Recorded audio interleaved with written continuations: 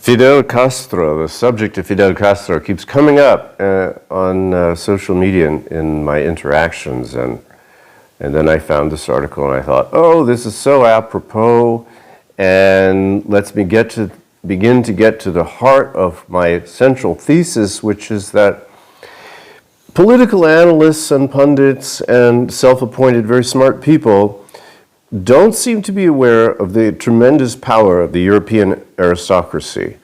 And in this case, it would be the House of Bourbon, the House of Bourbon Two Sicilies, the House of Bourbon Parma.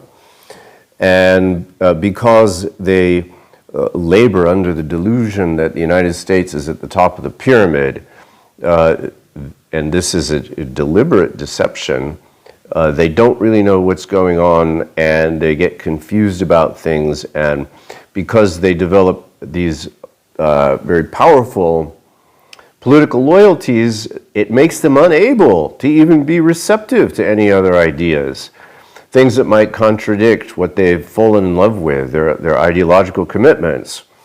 So I found this article, and I want to get into this. It's very important. This is from Executive Intelligence Review. Again, as you know, this channel is dedicated to the memory, the message, the philosophical, what would you call it? The sincere philosophical trajectory of what Lyndon LaRouche was aiming for. Volume 8, number 48, December 15th, 1981. It's a profile. Fidel Castro, How a Jesuit Asset is Manufactured, by Gretchen Small. American conservatives and Latin American leftists share the common delusion that Fidel Castro is a Soviet agent, and that he is a Russian puppet carrying out the bidding of international communism, quote unquote, in Latin America and the rest of the Third World. U.S. Secretary of State Alexander Haig is fond of promoting that myth by denouncing Castro as a Russian proxy at every turn. And Castro himself likes to contribute to the delusion because he's in on it. They're all in on it. They're working for higher-ups that I'll talk about after we finish reading this. I made some notes, so I'll share that. But the fact of the matter, as Haig knows perfectly well, is that Fidel Castro is a long-term cultivated asset of the Society of Jesus, the Jesuits, whom they have successfully thrust deep into the Soviet camp. Castro was educated by the Jesuits. He was selected by them to continue his career in politics. His 1959 revolution was financed and supported by the Jesuits and their allies. In the mid-1960s, his Cuban regime followed the Jesuit policy of promoting wars of national liberation in the Third World. In the early 1970s, Castro established a strategic alliance with the Jesuits by joining the Allende government in Chile in calling for a, quote, Christian Marxist dialogue. And he reaffirmed that alliance most recently in a December 1980 Cuban Communist Party meeting, which helped trigger the current Jesuit-led destabilization of Central America. Castro has, on one occasion, chiefly under the wholesome influence of Mexican nationalists and of pro-development factions inside the Soviet Union, adopted policies hostile to the Jesuits' zero-growth perspective. This was the case in his speech at the August 1979 Havana Non-Aligned Conference, in which he supported a negotiated solution between North and South to the economic devastation of the Third World. And it has generally been the case with domestic economic policies which have favored Cuba's industrial growth. But on balance, and emphatically today, Castro remains the Jesuit-controlled instrument he was molded to be. United Fruit Company, quote, "You could see this, that he was to do great things, that he is for great things, not for ordinary things," unquote, wrote Father Armando Llorente, Society of Jesus, in his evaluation of Fidel Castro upon the latter's graduation from Cuba's exclusive Jesuit-run Colegio Belén in Havana in 1946. Castro had, in fact, gone to Jesuit-run schools throughout his childhood, sent there by his middle-class father, who had made his first money working for the United Fruit Company's vast sugar plantation in Cuba. The same United Fruit, UFCO, that is extensively involved in the international drug trade, cocaine, and which has worked closely with the Jesuits for the past decades in training left and right terrorists across Central America. So that's the great deception that the average person is just happy to immerse themselves in, which is the idea that the left and right are really genuinely opposed to one another, and scoff and burst into guffaws of laughter when I suggest that they're in fact the extremes, left and right, are controlled by the same people. Castro Sr. eventually made enough money working for UFCO to establish his own sugar plantation on land bordering UFCO's estates in the Cuban province of Nayarit. United Fruit, then based out of New Orleans, and now called United Brands, is central to the real story of Castro's 1959 Cuban Revolution, since its apparatus typically ran both sides of that operation. For example, the bloody dictator whom Castro eventually overthrew, Fulgencio Batista, was, like Castro, the son of a United Fruit employee. Batista came to power in 1952 through a military coup and established a government internationally recognized as nothing but a front for the gambling, prostitution, and drug-running apparatus of Meyer Lansky, whose Caribbean mob networks heavily overlap UFCO's New Orleans mob. Yet, the entire opposition movement to Batista, including Fidel Castro, was financed by UFCO and the dope lobby, principally through the person of one Carlos Prio Socarras. Prio, a social democrat, had been president of Cuba from 1948 until Batista overthrew him in 1952. It was precisely during the Prio years that Lansky's boys moved their operations into Cuba lock, stock, and barrel. Prio, in fact, until his death in 1970, was a longtime board member of Permindex, the corporate shell used by the highest levels of international drug lobby to carry out political assassinations. Instrumental in JFK, instrumental throughout Europe. This is the Assassination Bureau. Aldo Moro. Permindex has been identified by French intelligence, for example, as responsible for over 30 assassination attempts on the life of Charles de Gaulle, and was investigated by New Orleans District Attorney James Garrison in connection with the John F. Kennedy murder as well. It is conservatively estimated that Permindex's Prio personally pumped in over $5 million to finance every one of the terrorist action groups opposing Batista during the 1950s, including somewhere near $250,000 to Castro's guerrilla movement. It was Prio who financed Castro's famed Granma boat expedition from Mexico to Cuba in 1956 to the tune of $72,000, following a meeting between Castro and Prio in McAllen, Texas, in August 1956. So I'm sensing with the Batista versus the Castros, I'm looking at probably a feud in the European aristocracy, the Spanish and Italian aristocracy.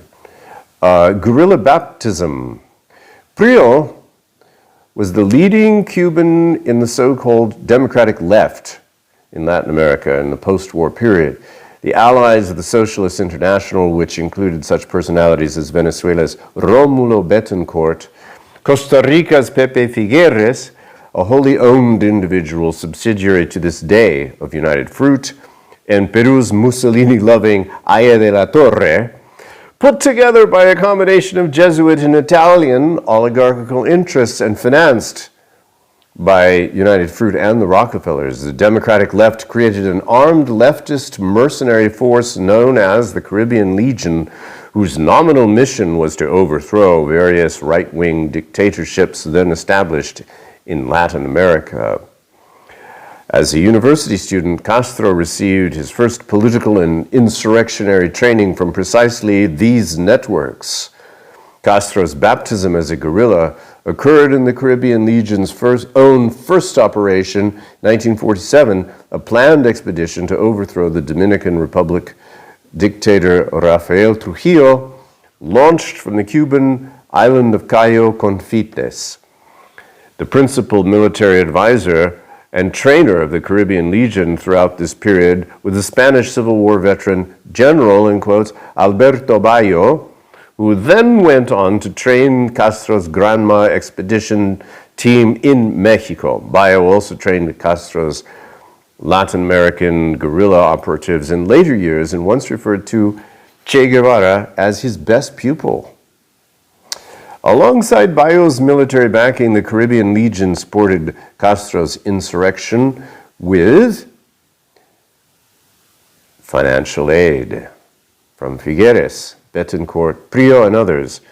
Figueres, incidentally, did the same thing, exactly the same thing 20 years later when he financed the entire southern front of the Sandinista revolution. Christians and Marxists. Prio Socarras and many of his immediate associates broke with Fidel Castro during the 1960-61 radicalization of the Cuban Revolution. Many of them left Cuba to take up new positions dominating the drug-running networks in the Cuban exile community.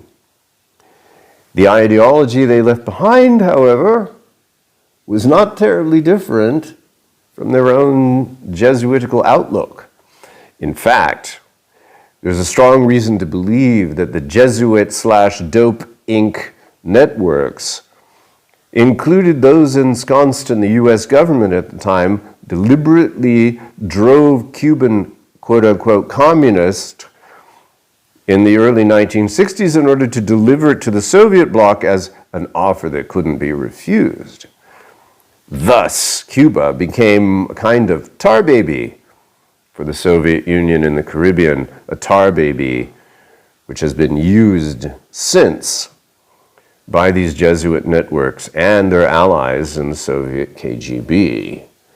Yes, that does exist. The one world, going back to probably in the very early days of KGB, the links that were forged at very high levels between MI6 and KGB, the so-called one worldists. Their allies in Soviet KGB to strengthen their interests and factional position within the Soviet Union. Cuba has been critical to pushing the Soviet Union to endorse the suicidal policy of wars of national liberation for the developing sector. We can see what the purpose of that is, to shut down development. And it has repeatedly served as a casus belli between the two superpowers. In 1962, helping to bring the world to the brink of nuclear war. Explicit Cuban Jesuit cooperation, dubbed the Christian Marxist Dialogue at the time, began on a practical level in 1972. During his visit to Allende's Chile that year, Fidel Castro held a 6-hour meeting in the Cuban embassy in Santiago with the leadership of the Jesuits' newly formed Christians for Socialism group. Liberation theologists present stated afterward that Castro there acknowledged for the first time that the alliance between revolutionary Christians and Marxists could be strategic, not merely tactical.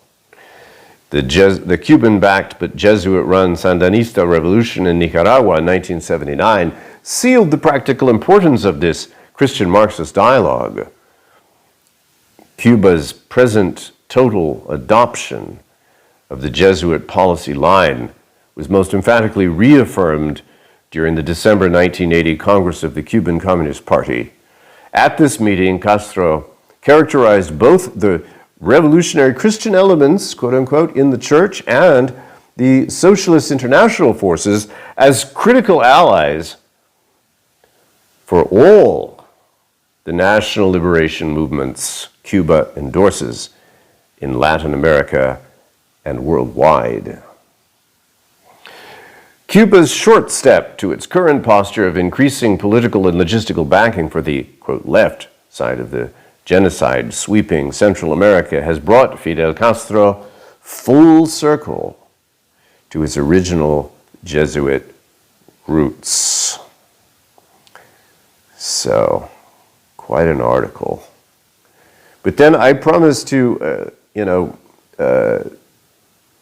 do a very limited dive. I won't call it a deep dive because I don't want to be that pretentious. But other research I've done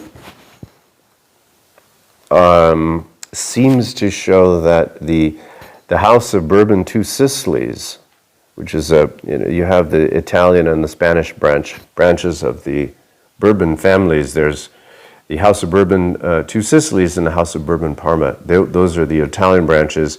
Italian royalty, that this family controls Cuba and discovered some things which tend to give some muscle to that argument.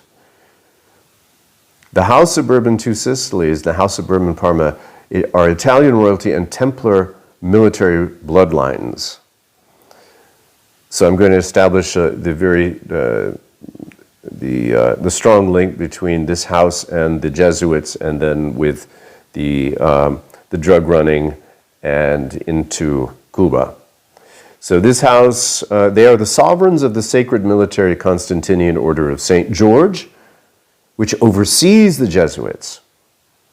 So a lot of people think the Jesuits run the world. They don't understand that there are these orders above them. At the very top of Rome's military hierarchy, you have the Sacred Military Order of Malta, number one. Then you have the Sacred Military Constantinian Order of St. George, and then Jesuits underneath. And then you have families that manage these orders. So the Jesuits are not at the top of the pyramid. They're an organization run by families that are at the top of the pyramid. The Italian Bourbons are Knights of Malta as well. Italian Bourbons, for instance, in terms of their reach and their power, they're also owners of the Boston crime family through the Denuncios, the Contrera Caruana Mafia. They're part owners of the Traficanta crime family and the Cuban Mafia. Was the Italian Bourbons and the Jesuit police commissioner, William Evans, working with the corrupt federal agencies that staged the Boston Marathon bombings. So then that leads us to Prince Carlo of the House of Bourbon Two Sicilies. Very powerful individual. Apparently, I've seen him in photographs with Biden. I've seen him being photographed with Trump. He apparently has authority over, Justin Trudeau. And in these photographs, it's very clear. You can see the hierarchy there. A formidable individual, incredible presence. He is the sovereign head of the sacred military Constantinian Order of St. George. These two families are the continuation of the Farnese crime family, which authorized the Jesuits through the papal bull called the Regimini Militantes Ecclesiae, the military regiment of the church, under Pope Paul III or Alessandro Farnese. But it's also important to remember that, yes, that's true, but also you had the backing, the support, pushing the Pope to authorize officially, to put the stamp of approval on the Jesuits, was the Venetian oligarch and game master, I think it was Gasparo Contarini. And that the Jesuits really are not Christian in the true sense. They're in Rome to protect the interests, to further the interests of the Venetian oligarchy. So there's that element also to consider. So how did this come about? Elizabeth Farnese married the Bourbon king, King Philip of Spain, and then they established this way the two Bourbon families. The Farnese family were the dukes of Castro, Parma, and Piacenza. Castro was given to the older Bourbon Two Sicilies, and Parma Piacenza to the younger Bourbon Parmas. Farnese's family were a military bloodline that lived in a pentagonal fortress, the Farnese Caprarola. So you have, this was the basis, this is the model for the US Pentagon, which is no accident. And you have the fact that Jesuit alumni and professors dominate leadership positions in the US military and intelligence, right? But this family is managed by the Chigi family, C-H-I-G-I, the princes of Farnese, and they manage and oversee the Italian Bourbons.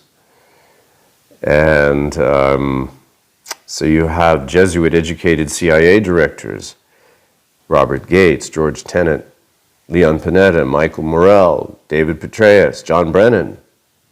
It's a Roman Vatican intelligence agency formed to protect, I believe, banking, the old Venetian fondi, the interests of these Venetians worldwide.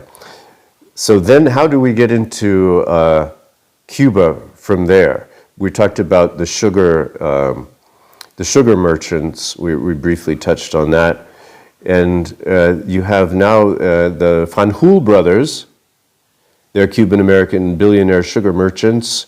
They traffic cocaine disguised as sugar. Alfonso Fanjul, worth about $8 billion, Jesuit-educated at Fordham.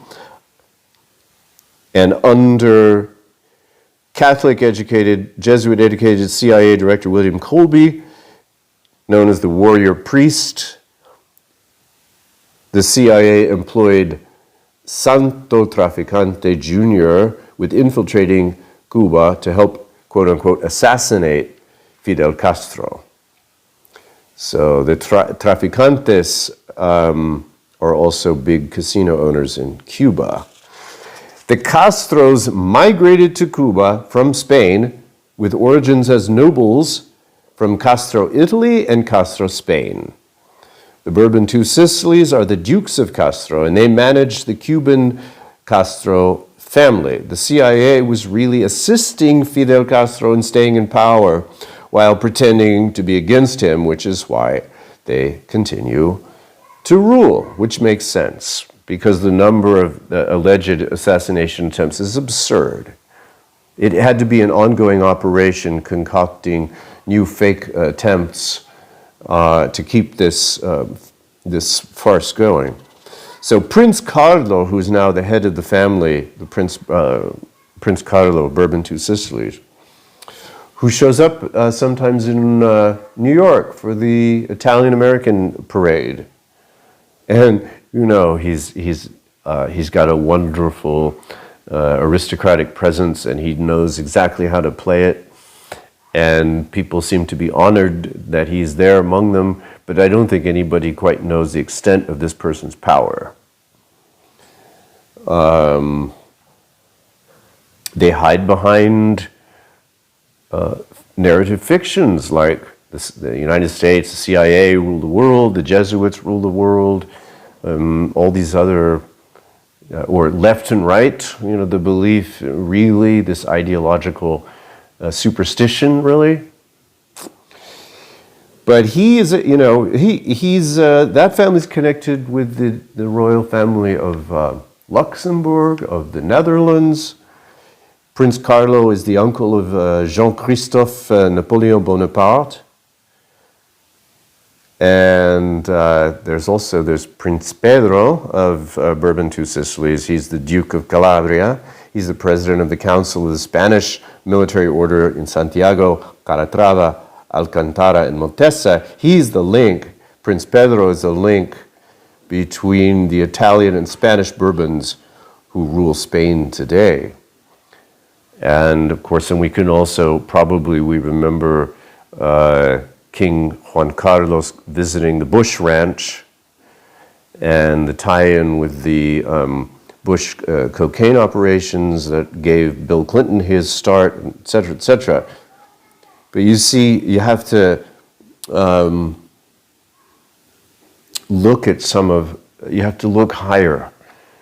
And you have to be willing to part with some deeply held, maybe sentimental ideological commitments and begin to look at the aristocracy and begin to acknowledge that we still live in a feudalist world.